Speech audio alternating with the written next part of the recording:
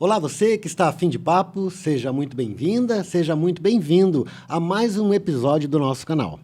E hoje a gente trouxe aqui a Cláudia Castilhos. Oi, Cláudia, tudo bem com você? Tudo bem. Então tá bom. A Cláudia vai falar com a gente sobre um tema extremamente importante para a saúde pública, para a saúde de todos nós. E, na minha opinião, né, muito pouco divulgado, que são as profilaxias relativas à exposição ao vírus HIV. É isso, né, Cláudia?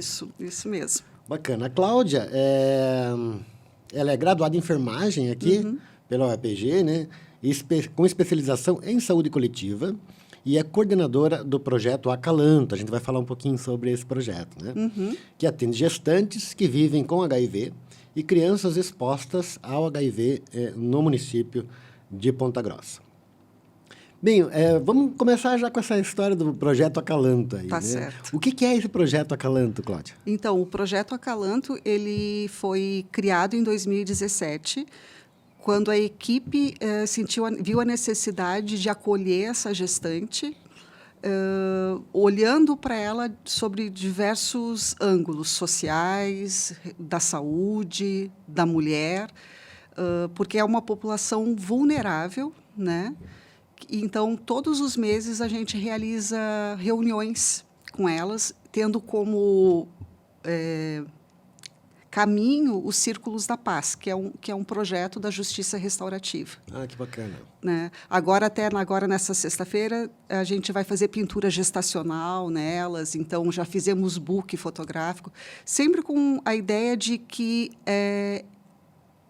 ela se distancie da infecção, sempre tendo os seus cuidados, mas que ela se veja como um ser humano. Legal. Resgatando essa humanidade. A Justiça Restaurativa, a gente fez, inclusive, uma entrevista aqui no podcast, exclusivamente com pessoas que tratam da Justiça Restaurativa. Tem o professor Ney, né, lá do UEPG, e também uma outra pessoa que também trabalha, esqueci o nome dela agora. A Paloma? Não, acho que não. Mas, enfim. E é bem interessante que a Justiça Restaurativa também abrange, né, outras situações que a gente não imaginava. Eu, pelo menos, não imaginava que também tinha a ver com essas gestantes, né, que vivem com o vírus HIV e que fazem parte do projeto, né? Ela pode ser aplicada nessa comunidade, né, na saúde, daí, no caso. Bacana. Não só na justiça, né? Fica bem amplo. Que legal, que legal. Bem, você tem... antes da gente falar um pouco sobre a PEP e a PrEP, especificamente, que são as profilaxias, né? Que é um assunto central, né, da nossa entrevista hoje aqui. Eu queria que você falasse também sobre a infecção pelo vírus HIV no Brasil e em Ponta Grossa. A gente ouve poucas notícias sobre se isso está bastante disseminado ou não, se as infecções pararam. Parece que, às vezes, a gente pensa que não existe mais HIV, né? Mas, no entanto, não é bem assim a situação, pelo jeito, né? Não, ainda é uma infecção que preocupa. Hoje, o manejo dela é como uma doença crônica, né? Porque a gente vê poucos casos de pessoas falecendo por AIDS, mas ainda acontece. Então, ela teve um pequeno crescimento no período da pandemia. A Organização Mundial da Saúde esperava que fosse regredir, e infelizmente não aconteceu. Né? Ponta Grossa acaba seguindo também o ritmo nacional, né? Da região sul, o Paraná é o que tem menos casos, então ele tem uma política boa, né, da região sul. Parece que o Rio Grande do Sul lidera o número de casos. E eles vêm aumentando, Cláudia, é isso? Sim, vem... Desde a pandemia? Desde a pandemia. Teve um crescimento preocupante, né?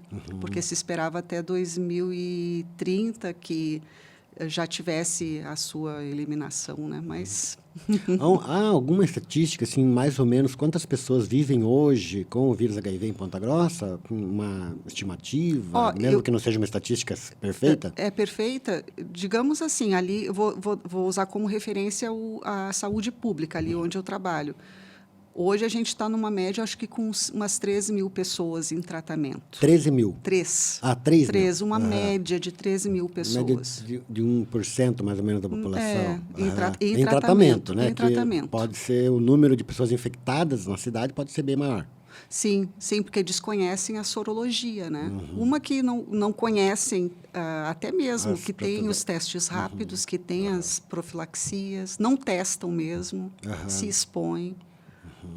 Bem, então eu queria que você contasse para a gente um pouquinho, para a gente compreender o que é a PEP, né? É a profilaxia pós-exposição. Pós-exposição. Né? Como que ela se dá? Para quem que ela é indicada e tal? Como é que é feito esse tratamento? Então, a PEP, ela é indicada para quem? Para o profissional de saúde que teve um acidente de trabalho, para pessoas que tiveram exposição sexual consentida ou não. E ela tem um tempo, ela é uma medicação de emergência, que a gente considera. Ela tem um tempo para ser utilizada, de 2 a, no máximo, mas no máximo 72 horas. Após a exposição? Após a exposição. Teve a relação, rompeu o preservativo ou não fez uso, de 2... Eu sempre gosto de informar que espere até 48 horas no máximo, para não ter nenhum imprevisto. Né? Porque quanto mais passa o tempo, a eficácia também do antiviral é menor, né? Vai reduzindo. E o vírus ele começa a agir mais ou menos em quanto tempo ali depois da exposição? Até ele chegar ele tem esse período de 72 horas para chegar no sistema, na corrente linfática, né? No sistema linfático. Quando ele entra, que daí que faz toda a sua bagunça, né? Então, a PEP, ela consegue frear esse caminho do vírus até a corrente linfática. Então, por exemplo, uma pessoa teve uma relação, seja consentida, ou seja fruto de violência sexual, né? O quanto antes ela procurar o serviço de saúde, ela vai fazer a testagem, né? Isso. E logo depois vai começar a utilizar os medicamentos. Que tipo de medicamentos? São os mesmos medicamentos? É o mesmo medicamento que uma pessoa que vive com HIV toma, que a gente chama de antirretroviral, né? Que a gente chama de TARV. Né? Então, são 2 medicamentos, né? Duas cápsulas comprimidos com 3 componentes, né? Que é o tenofovir, lamivudina e dolutegravir. São esses 3, para PEP. Né? Daí ela vai tomar 2 comprimidos por 28 dias, sempre no mesmo horário, e precisa continuar durante o período estabelecido para fazer o efeito desejado, né? Tá. E o grau de sucesso dessa profilaxia, você tem mais ou menos algum índice assim, não? O sucesso, ela, infelizmente, ela ainda é bem mais conhecida em grupos específicos, né? E eles acabam procurando muito porque tem esse conhecimento, os homens principalmente. Ou profissionais de sexo, ou grupos que são expostos e tal, como é que... Profissionais de sexo não tem... a gente sempre tem um trabalho para divulgar para eles, assim, sempre tem que estar divulgando para ter esse tanto conhecimento. Tanto homens quanto mulheres, né? Então, enfim. Mas... E qual que é o público? É mais homens que se tratam no SAI? É o SAI, né? Eu queria falar um pouquinho também do ambiente em que você trabalha, né? É o SAI CTA. Né?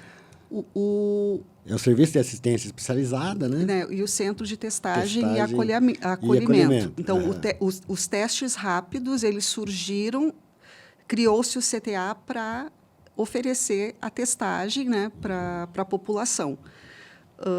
Que daí, no caso, a pessoa não precisa de uma prescrição médica para realizar o teste. Então, ele chega lá, quero fazer o teste é realizado. Então, eu vou falar do público de Ponta Grossa. Que você atende. Que é um público masculino, né? Eminentemente masculino. Eminentemente masculino. As mulheres... por que você acha que as mulheres não recorrem muito a esse... É uma opinião, né, na verdade. Por exemplo, talvez elas tenham mais... fiquem mais à vontade de frequentar a unidade de saúde, porque as unidades também realizam os testes rápidos. Perfeito. Né? Então, como ali é um Serviço centro... especializado, né? Então, eu acabo recebendo mais homens, o público masculino, que procura para testagem. E, dentro do projeto Acalanto, as mulheres com As HIV. mulheres que foram infectadas, seja na gestação, né, ou...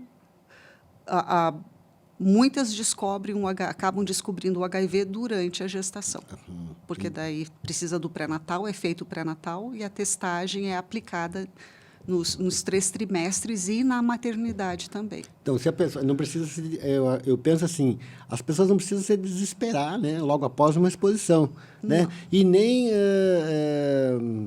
pensar assim, não tem, puxa vida, né? Descobri que a pessoa com que eu tive relações sexuais ou fui violentada por uma pessoa que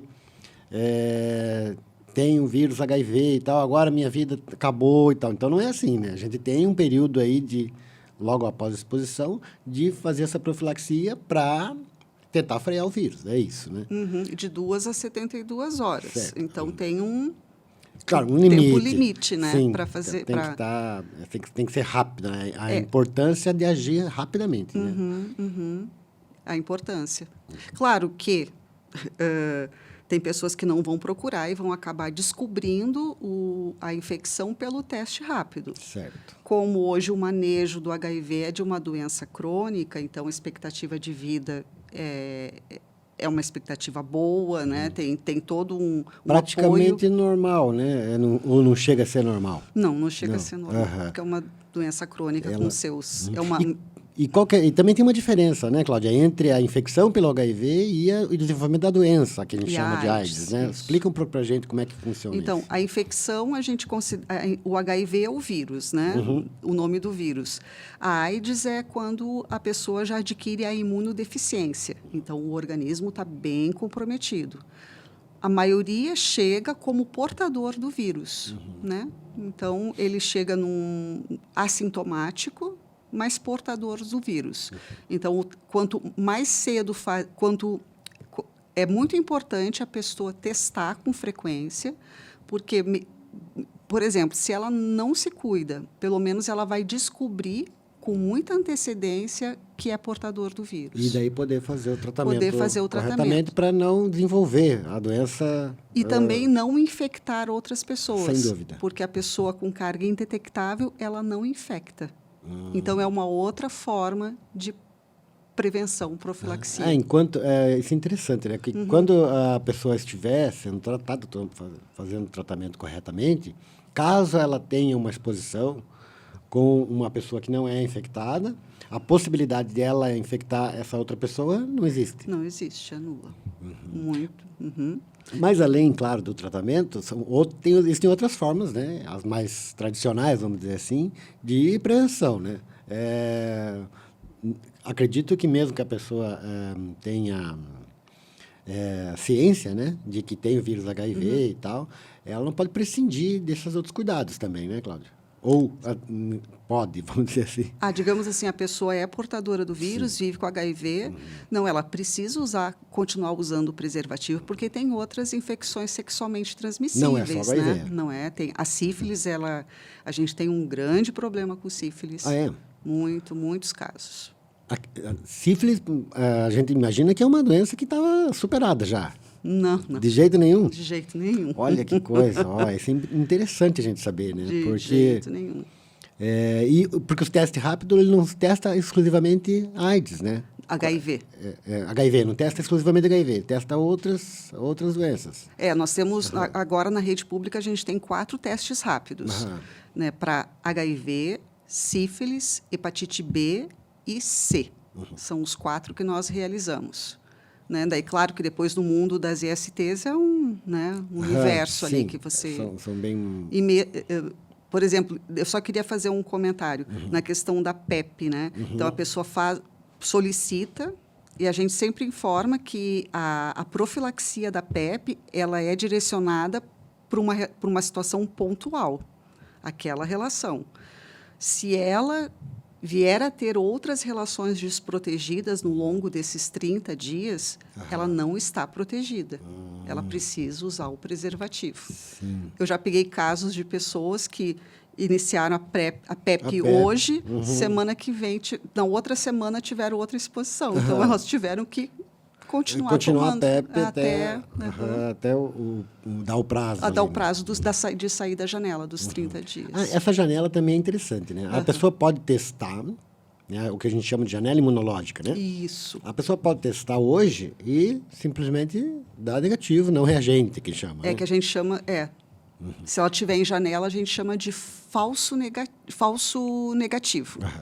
E essa janela de quanto tempo? Como é que funciona? 30 dias para HIV e sífilis, 60 hepatite B e 90 hepatite C. Então, são tempos diferentes para cada infecção. E a hepatite é uma doença curável. A hepatite B pode virar uma doença crônica, mas ela tem grandes chances de cura. A hepatite C tem cura. Faz um tempo que o SUS investiu em medicação, uma medicação até bem cara, e que promoveu a cura de diversos pacientes. Bem legal. E a hepatite é também uma doença especificamente através da exposição sexual. Ou ela pode ser... como que é a transmissão dela? Então, a B, ela tem esse viés da sexual bem forte, né? Tanto é que os casos são menores porque tem a vacina. Certo. Então, tem essa forma de Prevenção, né? de cuidado. A hepatite C já não tem vacina, né? E a hepatite C, e a B também por material cortante, né? Sim. Porque o vírus, ele vive bastante tempo na superfície. Mas é uma exposição a material biológico, vamos dizer assim, sangue e tal. Sangue, material pérfuro cortante. A C, ela é fácil de se pegar por exemplo, pessoas que são dependentes químicos e compartilham cachimbo. Até pela saliva mesmo. Não por cortes, por entendi. machucados. Tem essa. E também tem... essa é uma coisa que... se a PEP já não é muito conhecida, a PrEP, então, aí que ninguém sabe o que significa, né? A PrEP. Vamos lá para a PrEP. Então, o que é a PrEP, Cláudia? Então, a PrEP também tem essa questão de evitar que o vírus entre na corrente linfática, né? A PrEP seria uma pré-exposição. Então, tem 2 tipos de PrEP. A PrEP sob demanda e a PrEP de uso diário. As duas, a composição farmacológica é a mesma, né? A PrEP é tenofovir e entricitabina, é diferente da PEP, mas as duas são antirretrovirais, né? As duas são compostas desse fármaco. Então, a sob demanda, você utiliza na iminência de uma relação sexual, né? Então, marcou um encontro, aí tu tem 4 comprimidos divididos em 3 tempos. Os 2 primeiros de 2 a 24 horas antes do encontro. Do encontro, claro. O terceiro, 24 horas depois desses Até 2 horas antes do encontro, então... 2 a 24, tu pode tomar esses 2 comprimidos. A PrEP sob demanda. A pessoa bem organizadinha vai tomar 24 horas antes. Tem que ser bem organizado para a PrEP sob demanda. Eu sempre brinco lá com o pessoal que me procura. Não pode ser impulsivo para tomar sob demanda. Então, tem essa... E a PrEP uso diário é um comprimido todos os dias. E para quem... qualquer pessoa pode fazer a PrEP, por exemplo, uma pessoa que tem poucas relações sexuais, né? Ou às vezes esporádicas e tal. Ela pode conviver com a PrEP sem problema nenhum. Quer dizer, algum efeito colateral deve ter também, né? Tem, mas a longo prazo, por exemplo, é muito melhor ela usar PrEP do que fazer uma PEP de repetição. Então, tive exposição esse mês, usei PEP. Mês que vem outra... Então, é para as pessoas que já passaram pela PEP, quem sabe conheçam um pouco melhor a PrEP, né? Porque quando ela procura o serviço, já tem essa orientação. Daí, por uma conversa, né? Você acha que o grande público, as pessoas... esse tipo de profilaxia, ele deveria ser mais utilizado pela população em geral? E por que não há tanta divulgação sobre esse assunto? É uma divulgação bem Muito fraca. contraída, né? Bem fraca, né? O público que utiliza bastante PrEP é de gay e homossexual, né? Porque eles acabam tendo mais informação pelos próprios grupos que eles frequentam. Né, frequentam. Né? Antes, a PrEP ela era adicionada para grupos específicos. Então, homens que se relacionavam com outros homens, né? Casais homoafetivos, homossexuais, trabalhadores profissionais do sexo, sempre muda, eu me confundo. Casais sorodiscordantes, um tem HIV. O que é isso? Entendi. E o outro não, né? Daí usa. E agora, desde o final do ano passado, daí o Ministério da Saúde mudou. A PrEP é para todos. O que eu acho muito legal, porque as mulheres podem ter acesso. Né, a usar a PrEP. Isso é recente, então, desde o final do ano passado. Que a PrEP é, vamos dizer, liberada. A partir dos 15 anos. Porque até então, ela não... Qualquer pessoa acima de 15 anos pode chegar no serviço de atendimento e pedir, eu quero PrEP. Eu quero PrEP, daí eu vou conversar, né? Claro, vai tudo, ser... faz exames, faz o teste rápido e, sim, a partir dos 15 anos, a pessoa tem autonomia de procurar o serviço e escolher a sua forma de prevenção. E você falou a partir dos 15 anos, mas há também, né, a gente conversava aqui em off, antes da gente entrar no ar, sobre um aumento no número de adolescentes e jovens com infecção do HIV. Isso. É uma preocupação desde 2018, que já estava acontecendo no Brasil e acabou chegando em Ponta Grossa, 2019, né, jovens com 13 anos infectados. Então, essa faixa etária dos 15 até os 22, 24 anos, que cresceu bastante nesses últimos anos. A legislação, acho que ela caracteriza, né, que abaixo de 16 anos é violência sexual, né? Ou de 13, eu não sei bem. Que é 13, 14? Mas 14. daí ela... Mesmo que seja, entre aspas, uma relação consentida. Exato, né? Tem toda uma questão social ali no meio, né? Que preocupa. Que preocupa. E esses jovens, geralmente, eles são, que você já deve ter atendido e tal, eles são, a maioria é vítima de relações não consentidas ou tem muita relação consentida também? Tem. É a relação, eu diria, consentida. Né? Claro, não é consentida. Sim, porque uma pessoa de 14 anos não tem o mesmo discernimento que uma pessoa mais velha. Né? Mas, sim, acaba pegando na primeira relação sexual. Acaba pegando. Já atendi meninas, o que preocupa também são meninas de 13 anos, 15. E daí a questão é que eu sempre friso, né, que ele é um tratamento cansativo. Ele tem o tratamento, não tem a cura, mas é um tratamento que, se a pessoa adquirir com 15 anos e viver até os 70, quantos anos de tratamento? E ele tem, naturalmente, efeitos colaterais também, né? Sim, como todo tratamento a longo prazo, né? Todo tratamento. Então, o importante é que as pessoas primeiro saibam, né, que essas profilaxias estão disponíveis, né, tanto a PEP, que é uma decisão que a pessoa toma, né, e tem que ser rápido e tal, logo após a exposição, quanto a PrEP. E agora vamos dizer assim, acessível a qualquer pessoa, né? Claro que vai ter, como você disse, o aconselhamento, né? Você vai fazer o atendimento da pessoa, mas qualquer pessoa pode ter acesso a essa profilaxia que tem um potencial grande de diminuir drasticamente os casos de infecção, né, Cláudia? Exatamente, diminuir drasticamente. Eu acho que a gente não conseguiu até o momento a cura do HIV, mas a PrEP, para mim, é um achado, assim, para evitar a contaminação. E você me disse que desde o começo, do final do ano passado, ela está liberada para qualquer pessoa que procure o atendimento. Mas ela já vem sendo administrada já há algum tempo, né? Aqui, no Brasil, de 2017 e 2018. Ponta Grossa entrou em outubro de 2019. Desde esse período, nós implantamos no município. Tem uma boa procura. Tem boa procura? Tem boa procura. E a condição da disponibilização do medicamento, porque é um trabalho que a prefeitura realiza, né? Tem conseguido dar conta assim, da demanda ou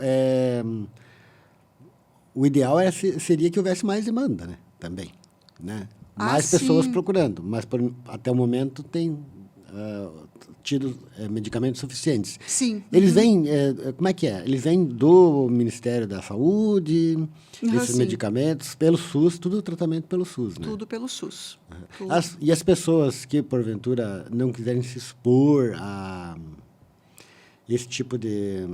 se expor a um atendimento do SUS, vamos supor assim, elas podem também procurar profissionais particulares e eles também têm essa prerrogativa para poder ministrar tanto a PEP quanto a PrEP? Sim, sim. Só que daí ele vai pegar na saúde, né? No SUS, pelo SUS. O médico particular pode atender e prescrever a PrEP e faz os exames, só que precisa ter essa testagem, seja por sorologia, autoteste, né? Que também nós temos o autoteste de HIV pelo SUS. Não é só o teste feito pelo profissional, no caso? Né? Não, ele pode fazer, a pessoa leva, que daí é por swab, por coleta, né, de saliva, e o teste identifica anticorpos daí. Interessante. Bem, a gente estava falando aqui sobre os medicamentos, né, e efeitos colaterais e tal. Você falou que agora está liberado, a PrEP está liberada para todo mundo. Para todos. Né? Mas ela já foi restrita, né? E ela pode ser administrada com frequência, assim, a pessoa pode tomar... Você falou que tem 2 modalidades, toma todo dia e a sob demanda, né? Mas além, claro, da prevenção do HIV, ela traz também outros benefícios para essas pessoas ou ela é uma coisa exclusivamente para a relação com o vírus? Exclusivo para evitar a contaminação pelo HIV. E daí a gente, como eu falei, tem a gente trabalha com a mandala de prevenção, né? Prevenção combinada. Então, usa PrEP, usa preservativo, porque tem outras ISTs, né? Certo. Se romper o preservativo, não precisa entrar com a PEP, ele já está protegido. Né? Isso é importante sempre frisar, do uso do preservativo. Ele acaba sendo a principal barreira para sífilis, né? Por exemplo. Porque você pode... esse medicamento ele trabalha exclusivamente ali com a infecção do HIV, mas não tem... potencial para barrar outras doenças que são comuns, pelo menos imagino que sejam comuns, como você falou, a sífilis, clamídia, gonorreia. Então ele funciona exclusivamente para o HIV. É importante que as pessoas saibam, né? Porque não é tipo um medicamento milagroso, não, né? Não é mágico, não. Claro que de todas, o HIV é a mais grave, né? A que traz mais riscos, consequências, né? sim. Consequências para a saúde e sociais também, né? Enfim, o HIV ainda é visto, tem um estigma muito grande em relação ao HIV, né? O que também dificulta o acesso ao tratamento, a procura por tratamento. Não é assim, Cláudia? Tem pessoas que são resistentes por uma série por falta de informação, por viver com esse estigma, né, familiar. A gente tenta, no serviço, o que eu percebo, assim, o que vai determinar a boa adesão é o acolhimento desse profissional que vai dar o diagnóstico. Ali é que tu vai definir se a pessoa volta e dá continuidade ou se ela desiste. Se eu sou uma profissional cheia de moralismo, com julgamentos, eu vou afastar essa pessoa da adesão. Né? Então, seja qual o tipo de vida que ela leva, não importa. O importa é que ela está ali para se cuidar e a gente vai caminhar juntos a partir daquele momento. É assim que... A importância de não ter pré-julgamentos, né? Não pode. Porque cada caso pode ser... Tem inúmeras variantes, né? Tem aquela coisa assim, ela não se cuida mesmo, ou no caso das mulheres, né? Sai com todo mundo. Exatamente. Ou no caso dos homens, é promíscuo demais, enfim. Né? Então, essas coisas elas não podem influenciar tanto na adesão, tanto na procura, né, como no tratamento dessas pessoas, né? Porque a gente está tratando da vida delas. Está tratando a vida. Uhum. E em termos de conscientização, assim, o que você acha, como está sendo hoje o papel da mídia em relação à divulgação dessas profilaxias? A informação acaba sendo pelos sites oficiais, né? O NAIDS, Ministério da Saúde. Eu estava vendo sobre a PrEP de uso sob demanda. São Paulo fez uma campanha bem legal, tá no site. Eu sempre oriento veja a PrEP São Paulo, que está legal, bem explicativa. Nós temos folders, né, que a gente circula, tem... mas hoje, assim, um passa a informação para o outro. Um passa a informação e acabam chegando. Né? Falta, no caso, uma campanha um pouco mais abrangente. Né? Sim, porque até no início da PrEP tinha assim, um medo de alguns profissionais de orientar, oferecer a PrEP e isso virar, estimular a depravação, que é uma grande bobagem, né? Bobagem. Mesmo porque o contato sexual pode não ser fruto da depravação, né? Ela pode ser uma ocasional, pode ser violência, pode ser várias outras coisas. Exatamente. Né? Sabe lá em qual situação aquela pessoa está que precisa se proteger, né? Por exemplo, uma mulher que sofre violência doméstica, né? E a PrEP pode ser uma boa profilaxia contra o HIV. Que legal. Assim, olhando para o futuro, quais são as perspectivas que você vê assim futuras para a prevenção da PEP, do HIV com PEP e PrEP? Podemos pensar num futuro assim com infecção zero, por exemplo? Acredito que se tiver mais investimento, a gente caminha, né? Mas a gente sempre acaba barrando na questão da vulnerabilidade social, né? No Brasil, principalmente. Né? O Brasil, ele oferta, às vezes eu atendo pacientes que usam PrEP e vão para os Estados Unidos. Nos Estados Unidos, a PrEP custa $60. Lá nos Estados Unidos, né, não há um sistema de saúde como no Brasil. Não, né? pago, é tudo pago. Então, imagina, tu tem isso, não é gratuito porque é fruto dos nossos impostos, né? Claro. Né? Não é gratuito, mas tem essa oferta, esse olhar assim da saúde para essa prevenção. É importante a gente salientar também que o SUS é uma coisa, muita gente fala que é uma jabuticaba, né? Que tem só no Brasil, mas é uma coisa maravilhosa que só tem no Brasil. Né? É uma coisa maravilhosa. É bem importante, mas o futuro, assim, tendo uma boa divulgação, mantendo, né? Eu acredito que vai ser... um vai comunicar o outro, os grupos se comunicam, né? E eu queria voltar um pouquinho na questão do projeto que você já falou um pouquinho como é que ele funciona, né? Do projeto Acalanto, e como que as pessoas podem acessar o projeto? Ou o projeto vai buscar as pessoas para que são dentro desse grupo, que são mães, né? Portadoras do vírus? Ou todas as pessoas podem entrar dentro desse projeto? Como é que ele funciona nesse sentido, assim, da adesão dele? Então, as gestantes chegam para nós através da unidade de saúde. Elas chegam já orientadas. Elas já chegam testadas. E para ter as consultas, né, de enfermagem, no caso.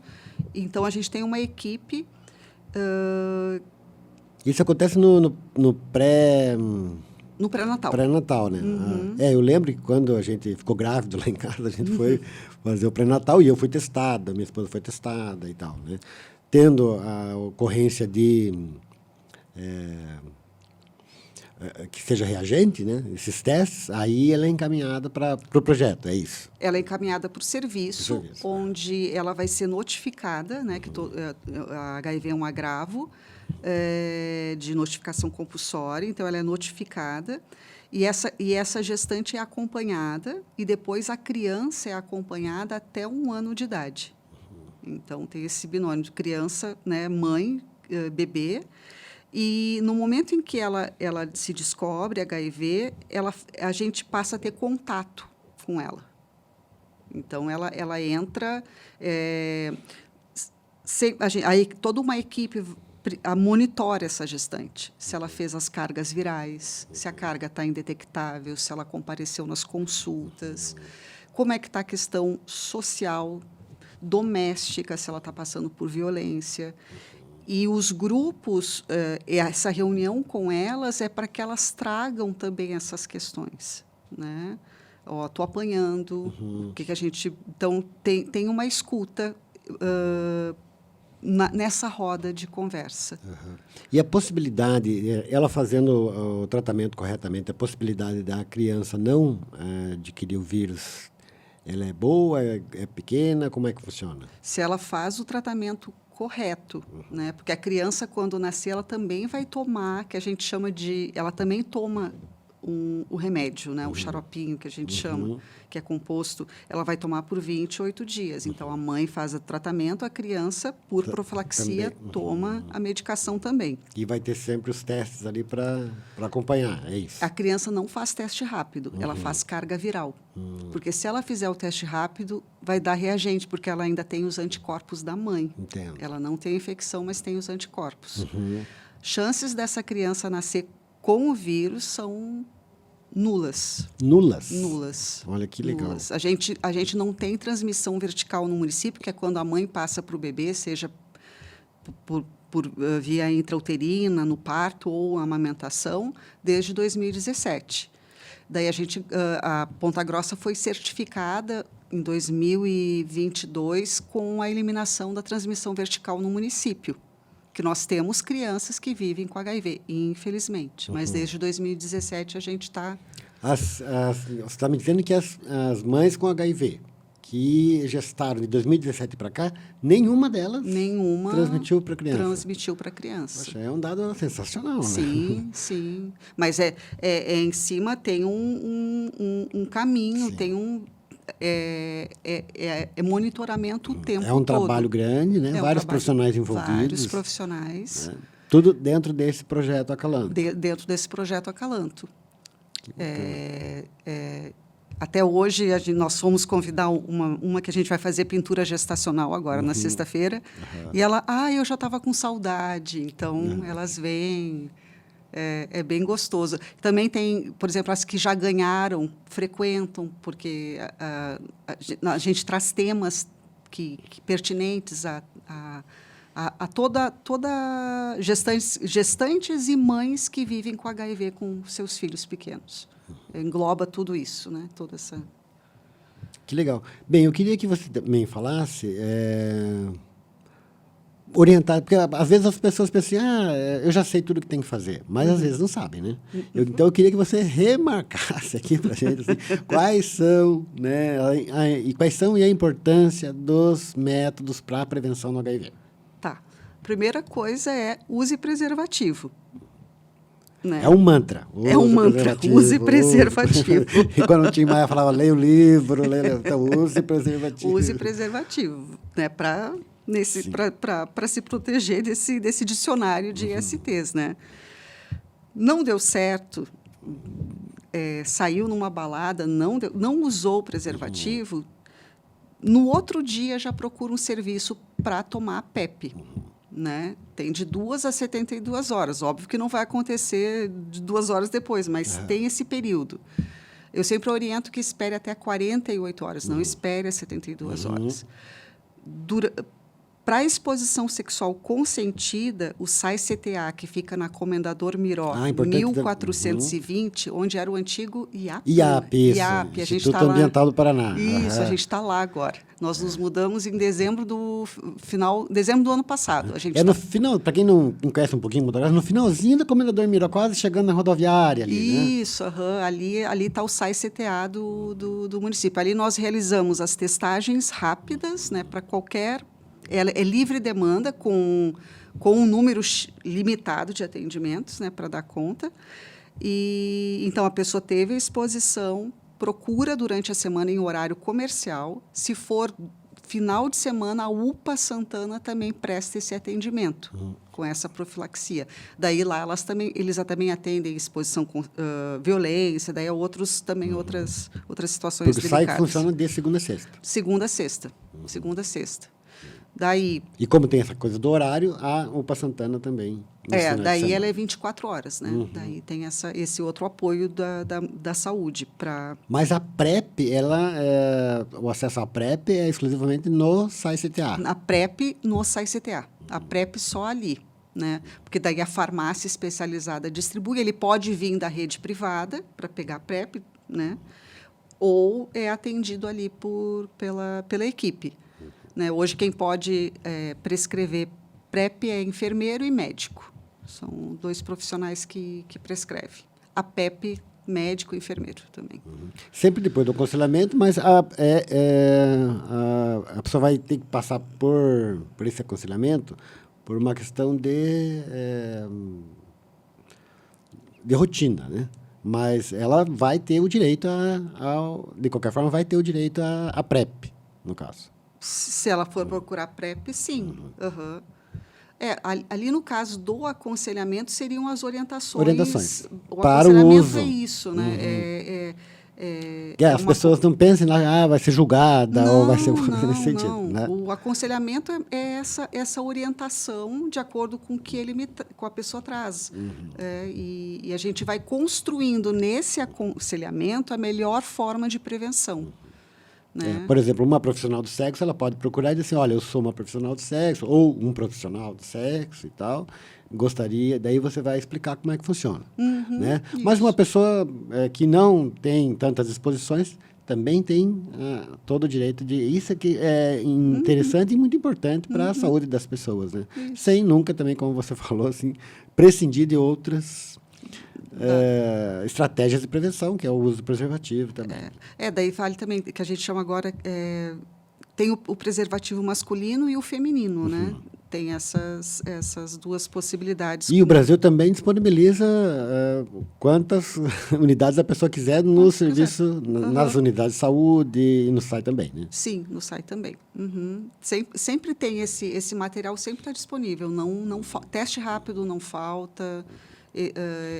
Preservativos não falta, muito difícil ter assim não tem estoque. Uma demanda grande que acaba o estoque. Porque as pessoas também às vezes elas por desconhecer acabam comprando preservativos, né? E claro, tem preservativos de todo tipo também, né? Aqueles sabores. Enfim, saborizados e tal, enfim. Mas que seja uma escolha da pessoa, né? Mas é importante que as pessoas saibam que tem o preservativo gratuito na rede pública. Né? E é só chegar e pegar. Só chegar e pegar. Isso é importante. Chegar e pegar. Então, Cláudia, eu queria agradecer muito a tua participação hoje aqui com a gente, né? Esclarecendo esses pontos importantíssimos, né? Para as pessoas cuidarem da sua saúde, para não contraírem o HIV, que até hoje não tem cura. É importante que as pessoas saibam disso. Né? E que, além de não ter cura, vem tendo um crescimento de casos, como você bem falou aqui. Né? Se não... Infelizmente, sim. Principalmente jovens. Antes da gente terminar, eu queria que você salientasse essa coisa do jovem, né? Porque quem tem, como eu, tenho 52 anos, né? O pessoal que tem de 40, 30 e poucos, até 50 e tantos anos, viveu um drama da AIDS lá na década de 90, 80, né? Muitas personalidades, né? Acabaram falecendo. Então, quem sabe esse povo tenha uma noção assim, um pouco melhor necessidade da prevenção, né? E parece que o povo que nasceu em 2000 ainda não se atentou para isso, né? Então, eles têm mais dificuldade para... Não está na memória deles, como tu falou, né? Tá eu também vivi esse período dos anos 90 e vi o surgimento, né, do HIV/AIDS, e a população mais jovem parece tem tratamento, então está tudo bem, né? Não entendem as consequências de se adquirir uma doença crônica, de conviver as dificuldades pelas quais passam pessoas infectadas, né? Infectadas, exatamente. Se tem como prevenir, né? E como eu digo assim, a PEP, mas a PrEP, gente, olha só o que a gente tem, né? Uma medicação que previne, gente. Como você falou, começou no final do ano passado. Então, é importante que todas as pessoas saibam desse direito que elas têm. É um direito. Né? Para se proteger e ter uma vida saudável. Né? Isso mesmo. Cláudia, muito obrigado pela tua participação. E se você estiver a fim de papo com outros temas tão importantes quanto esse que a gente trouxe aqui com a Cláudia, na semana que vem a gente tem mais um episódio do canal. Até lá.